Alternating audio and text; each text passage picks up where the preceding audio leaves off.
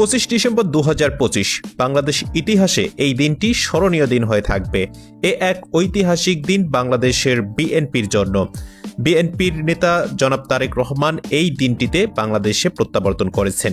স্বদেশ প্রত্যাবর্তন দিবসের পাশাপাশি তাকে দেখার জন্য কিংবা তাকে গ্রহণ করার জন্য তাদের দলের যারা নেতাকর্মী রয়েছে তারা এত বেশি পরিমাণ সারা দেশ থেকে উপস্থিত হয়েছেন 300 ফিটের আশেপাশে যে বিএনপির নেতা কিন্তু চারদিকে দেখে নিজেকে এতটুকু খুশি করতে পারবেন যে তার দেশে তাকে দেখার জন্য, তাকে এক নজর দেখার জন্য বা তাকে গ্রহণ করার জন্য লাখ লাখ জনতা, যেটাকে আমরা দেখেছি যে আল জাজিরায় একটু আগে সংবাদ পরিবেশন করা হয়েছে যে মিলিয়নস উল্লেখ করা হয়েছে, মানে মিলিয়ন মিলিয়ন লোক, 10 লক্ষ করে যদি আমরা হিসেব করি তাহলে কয়েক মিলিয়ন লোক কিন্তু এখানে উপস্থিত হয়েছে, এমনটাই আল জাজিরার প্রতিবেদনে বলা হয়েছে।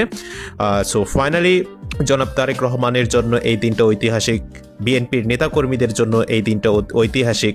দুইটা বিষয় এখানে লক্ষণীয় ছিল। একটি হচ্ছে যে এত বেশি নিরাপত্তা, কয়েক স্তরের নিরাপত্তা, বুলেট প্রুফ বাজ এবং এত নেতাকর্মী, এই যে সার্বিক বিষয়গুলো আছে, এর আগে বাংলাদেশে কোনো নেতা এত বেশি নিরাপত্তার চাদরে কোনো সময় নিরাপত্তা পেয়েছে কিনা, কিংবা এত বেশি গণজমায়েতের মধ্যে কোনো নেতাকে গ্রহণ করা হয়েছে কিনা, এটা আসলে আমার জানা নেই।